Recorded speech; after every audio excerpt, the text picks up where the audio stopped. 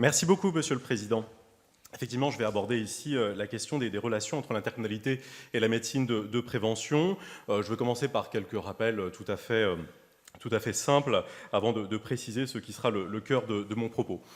Les communautés, les métropoles sont naturellement des employeurs publics et en tant que tels ont des obligations relativement à la santé de leurs agents.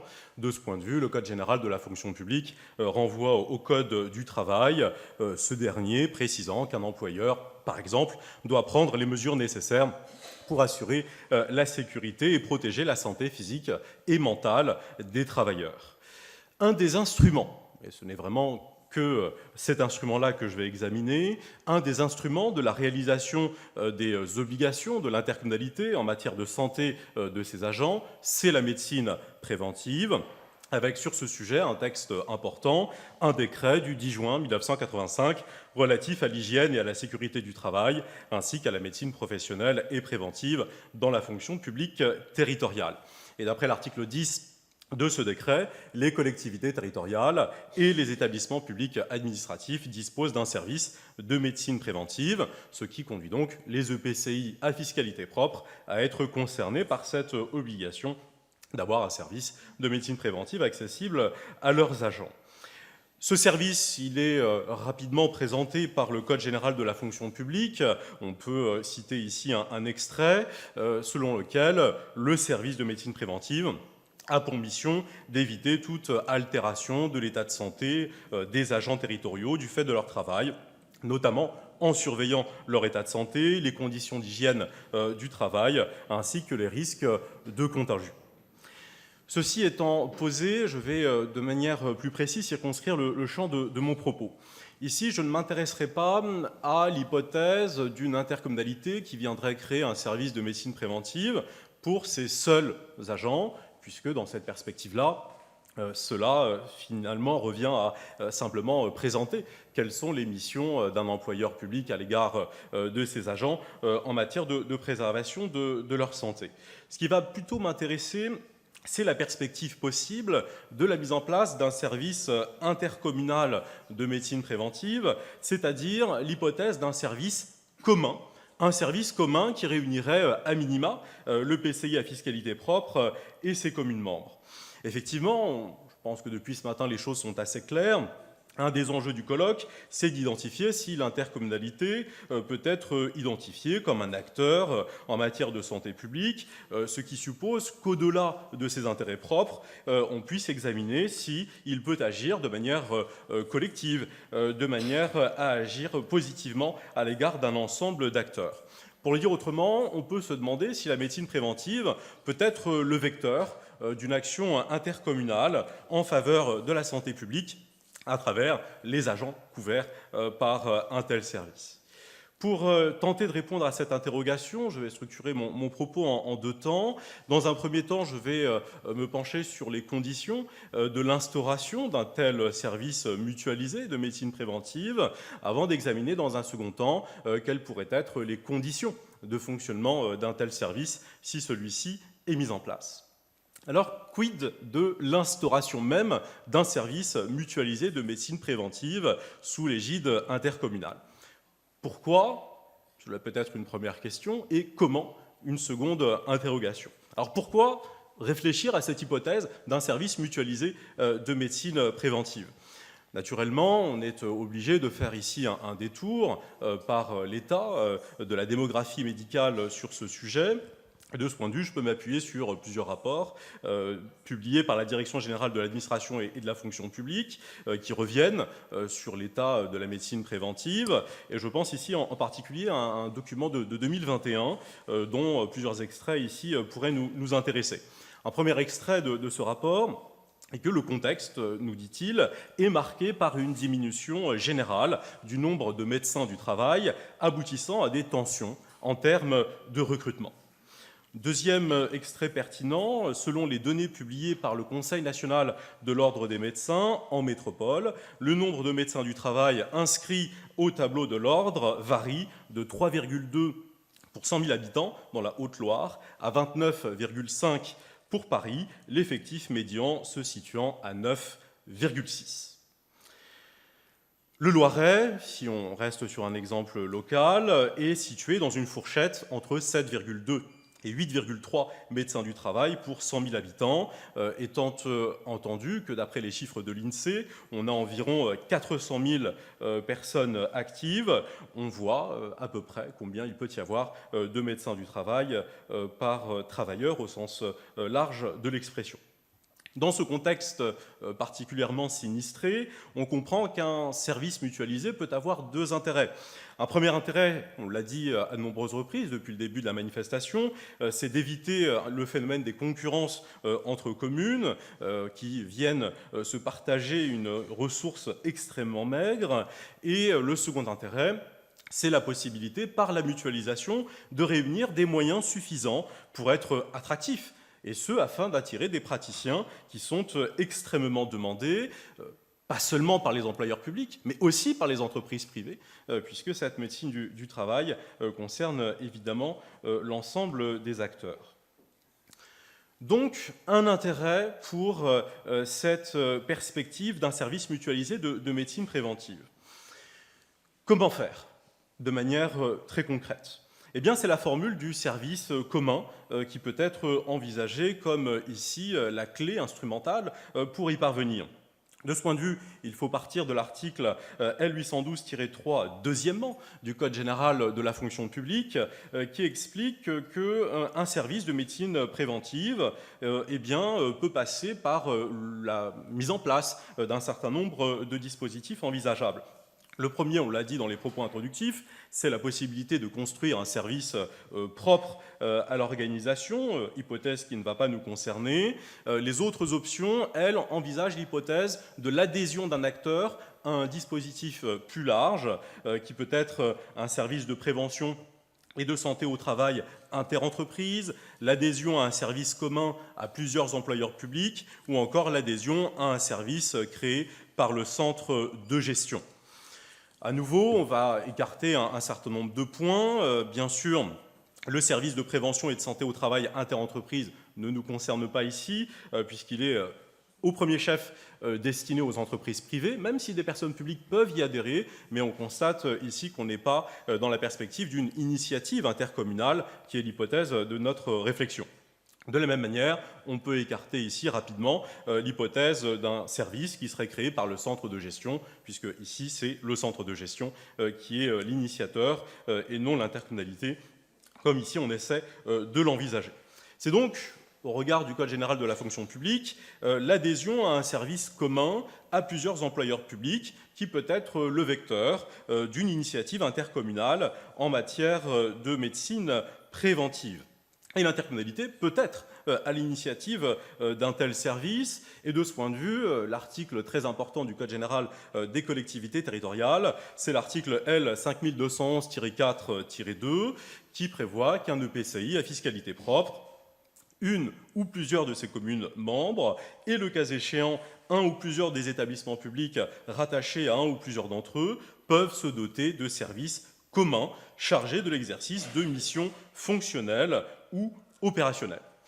Et la création de ce service commun passe par une convention qui vient en régir les effets.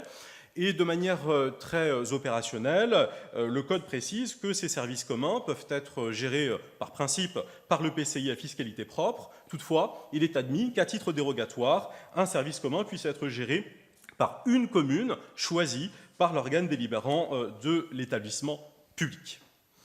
Trois observations par rapport à cet article du Code général des collectivités territoriales. Première remarque, on n'est pas ici dans l'hypothèse d'un service de médecine préventive qui reviendrait à l'intercommunalité du fait d'un transfert de compétences. Sur ce sujet, la médecine préventive ne fait pas partie des compétences transférables. Deuxième remarque, ce service commun se caractérise par une certaine souplesse s'agissant de son périmètre, puisqu'il peut regrouper le PCI et l'ensemble des communes membres, mais cela peut être aussi le PCI et simplement certaines de ses communes membres. Il y a une liberté d'adhésion sur ce sujet. La troisième remarque, c'est sur l'aspect strictement financier. Les dépenses qui vont être attachées au fonctionnement de ce service sont à la charge des collectivités adhérentes, et c'est la convention que j'évoquais il y a quelques instants qui va fixer les clés de répartition. Donc on le voit, au terme de ce premier temps, il est possible d'imaginer un service mutualisé à l'initiative de l'intercommunalité à travers donc, ce modèle du service commun. Quid maintenant du fonctionnement d'un tel service? Alors le terme qu'on peut retenir ici, c'est le terme de complexité, pour essayer de qualifier le fonctionnement d'un tel service commun. Et cette complexité, on la retrouve à deux égards. D'une part, s'agissant du pilotage du service en question, et d'autre part, concernant la constitution même du service. C'est en particulier l'enjeu du recrutement qui va me retenir. Mais commençons d'abord par souligner que le pilotage d'un tel service n'est pas simple, disons, et ce en raison d'une direction partagée de ce service intercommunal de médecine préventive. C'est ce qui ressort très clairement du Code général des collectivités territoriales, d'après lequel, en fonction de la mission réalisée, les agents des services communs sont placés sous l'autorité fonctionnelle du maire ou de celle du président de l'EPCI à fiscalité propre. Et on retrouve ici une distinction qui commence à avoir de plus en plus de poids en droit entre l'autorité hiérarchique et l'autorité fonctionnelle. L'autorité fonctionnelle étant celle qui va exercer les fonctions de commandement, d'encadrement.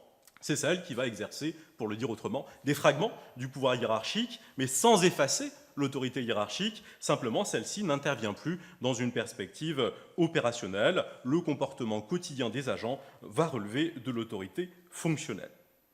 Sur le plan pratique, cette différenciation a bien sûr un certain nombre d'effets, en particulier, je limiterai à cela, l'idée que cette autorité fonctionnelle va tout simplement varier en fonction du type d'agent dont il est question. S'il s'agit d'agents de l'EPCI, les actions les concernant relèveront de l'autorité fonctionnelle du président de l'EPCI. S'il s'agit d'agents communaux, les actions les concernant, évidemment, seront placées sous l'autorité fonctionnelle du maire en cause. À nouveau, quelques brèves observations sur ce point juridique.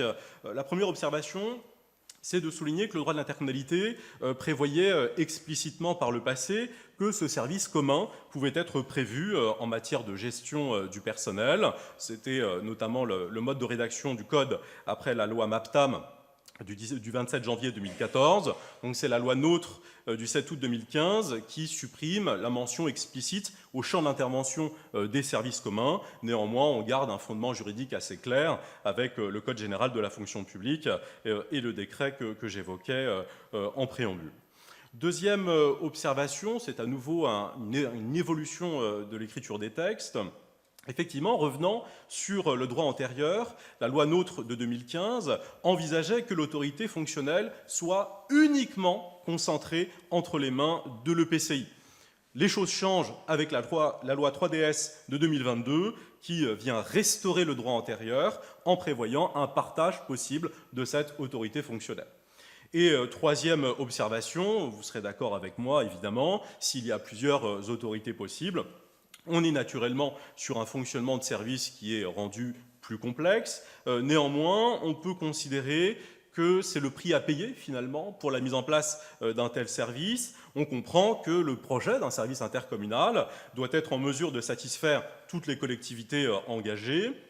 Ainsi, le partage de l'autorité fonctionnelle, mais aussi la possibilité de définir des orientations en matière de mutualisation des services, à la fois dans le pacte de gouvernance ou encore dans un schéma de mutualisation, apparaissent dès lors comme des gages nécessaires pour l'acceptabilité du dispositif et sa réussite au prix de cette complexité. Néanmoins, on peut dire que ce n'est pas la direction du service qui va être le sujet le plus problématique, c'est plutôt sa constitution et plus exactement le recrutement du service intercommunal de médecine préventive. Alors ce recrutement peut avoir deux origines. Premièrement, et bien sûr, le recrutement peut s'appuyer sur les personnels déjà en poste. C'est ce que prévoit d'ailleurs le Code général des collectivités territoriales, avec le fameux article L 5211-4-2 que j'évoquais précédemment, article qui vient faire une distinction entre les personnels transférés et les personnels mis à disposition. S'agissant des personnels transférés, il s'agit des fonctionnaires et des agents non titulaires qui remplissent en totalité leurs fonctions dans un service mis en commun Et ces agents vont être transférés de plein droit à l'EPCI en fiscalité propre ou à la commune chargée de ce service commun, le cas échéant. Et en parallèle, il y a les personnels mis à disposition, donc ce sont les agents et fonctionnaires qui remplissent simplement une partie de leurs fonctions dans un service commun. Et dans ce cas, on est dans une mise à disposition de plein droit, sans limitation de durée, à titre individuel, donc au bénéfice de l'organisme qui pilote le service mutualisé de médecine préventive. Alors cette distinction entre personnel transféré et personnel mis à disposition peut être une première source de problématique s'agissant de l'attractivité du service en question, puisqu'on voit bien que les agents vont relever de régimes juridiques différents et en conséquence, et je pense ici évidemment en premier lieu à la problématique des rémunérations, celles-ci peuvent varier bien sûr en fonction du régime applicable, ce qui peut entraver l'intérêt d'un certain nombre d'agents à rejoindre un service commun si cette action avait pour conséquence une réduction de la qualité, par exemple, de rémunération. Néanmoins, cette distinction entre personnel transféré et personnel mis à disposition reste un sujet dont il faut très modérément porter la portée, tout simplement parce que, et vous serez d'accord avec cette évidence, pour qu'il y ait des personnels transférés ou des personnels mis à disposition, encore faut-il qu'il y ait des personnels. Or, on le sait, dans la majeure partie des cas, les communes n'ont pas de service de médecine préventive, et c'est justement cet aspect-là des choses qui conduit à envisager l'hypothèse du recrutement externe. Recrutement externe qui peut avoir lieu par contrat, qui peut avoir lieu sur concours. De ce point de vue, il y a plusieurs possibilités qui sont prévues. Toutefois, deux sources principales de difficultés pour opérer ce recrutement externe. La première difficulté, c'est l'attractivité, en particulier s'agissant des rémunérations. La médecine préventive, en droit de la fonction publique territoriale, relève du cadre d'emploi des médecins territoriaux. On a un décret de 92 sur ce cadre d'emploi, ce qui veut dire de manière automatique que l'autorité territoriale est tenue de respecter une grille indiciaire relevant de ce cadre d'emploi des médecins territoriaux. Et naturellement, cette grille n'est pas toujours la plus compétitive, disons, par rapport notamment à ce qui peut être proposé par le secteur privé. Une seconde difficulté, et cette fois-ci je sors un petit peu du cas du médecin que j'évoquais précédemment, puisqu'effectivement, et c'est d'autant plus marqué avec le décret du 13 avril 2022, un service de médecine préventive, ce n'est pas uniquement un médecin, c'est une équipe, et c'est une équipe pluridisciplinaire, nous disent désormais les textes de manière marquée, avec la nécessité d'avoir des collaborateurs médecins, des internes en médecine du travail, avoir du personnel infirmier, du personnel de secrétariat médico-social, il y a toute une liste qui est proposée, et naturellement la difficulté est d'autant plus accrue puisqu'il faudra recruter encore plus de monde si on veut obtenir cette équipe pluridisciplinaire. Alors pour conclure, l'idée d'un service intercommunal de médecine préventive est intéressante, premièrement du fait de la mutualisation des ressources qu'elle permet, et deuxièmement parce que cette mutualisation s'opère à un périmètre où vous avez des collectivités qui ont un projet politique commun, qui ont des services partagés et qui ont une convergence des stratégies RH du fait de ces éléments communs. Néanmoins, et je reprends ici une formule de Thomas Edison, la valeur d'une idée dépend aussi de son utilisation. Que peut-on en dire de manière très, très rapide et en restant évidemment ici sur des exemples très, très locaux. Si on regarde du côté d'Orléans Métropole, il y a cette expérience d'un service commun de médecine préventive qui a démarré en 2013 et qui monte en puissance depuis cette date avec de plus en plus de personnel dans ce service et aussi de plus en plus de communes qui ont rejoint le dispositif. Par contre, si on sort de la métropole et qu'on regarde du côté des communautés de communes voisines, on se rend compte que toutes les communes sièges de ces communautés de communes continuent de recourir au service du centre de gestion, donc à une échelle départementale. Et on comprend ainsi que la pénurie de professionnels et le coût financier de ce service conduisent parfois à devoir dépasser l'échelle intercommunale pour assurer le suivi des agents de certaines collectivités, avec tous les effets négatifs qui peuvent être attachés à cela, la distance géographique, le fait que le centre de gestion, par exemple, ait à suivre de plus en plus d'agents, sur un plan strictement quantitatif, d'où, par exemple, le développement de stratégies palliatives, en quelque sorte, par exemple, le développement des pratiques médicales à distance, comme en dispose le décret du 13 avril 2022. Et ainsi, on constate, et j'en terminerai par là, que, comme dans d'autres domaines, évidemment, le développement de ces services intercommunaux de médecine préventive se heurte à la problématique des ressources, avec le risque de fracture territoriale selon les richesses des différents acteurs, au détriment de la santé des agents. Donc si l'intercommunalité peut être, sur ce sujet, une solution, ce n'est en aucun cas une solution miracle. Je vous remercie.